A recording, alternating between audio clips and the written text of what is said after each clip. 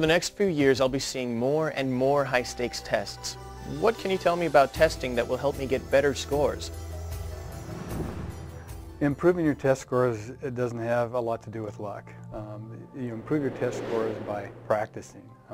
Practicing the types of questions that are on those tests, and knowing some key strategies as far as test taking, you can really have a great impact on your test scores. There's a great advantage to understanding how a test is going to be scored. You really don't have to guess at strategies. You can find out ahead of time, and one of the good sources is to check with your teacher to find out the rules and the structure of that test. Come prepared and arrive early for tests. The last minute is not a time to find you've left your pencil at home. If you can bring a calculator or dictionary, check them and pack them the night before the test. One of the important tools you should make sure you have is a working watch.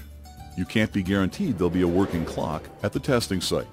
Remember that many tests are a series of smaller timed tests, so use the watch to keep track of time during each segment. Look over the essay questions. Spend about 10% of your test time on an essay question, reading the question and the source text thoroughly and carefully. Mark key terms in the text and jot down brief notes indicating ideas you can use later in your answers.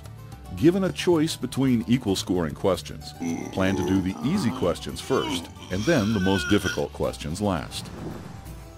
Getting ready early always keeps me calm. Are there things I can do now that will help me save time on the test? Being prepared and knowing what's coming up, what you're going to face on the test, really should be able to give you a great deal of confidence so that you can relax and feel confident and know that you're going to do well on that test. In traditional curriculum tests in school, you're going to study the material that you've been studying or that you've been taught. Whereas on statewide assessments, you're really going to practice the types of questions that you're going to see on those state assessments.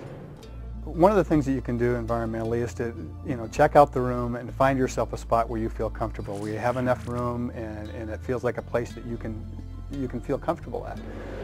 Put yourself in a good posture. Be erect, be upright, and make yourself attentive that way. Tests are tests, and they're going to create anxiety, and it's really important for you to breathe, to relax, to be confident. It really does make sense to say, hey, I'm prepared and I'm going to do well on this test. Try to keep your answer sheet as clean as possible. Mark only one answer per question, and when you mark it, make sure you are marking the correct area. A machine can't tell if a squiggle it sees is a wrong answer or a careless doodle.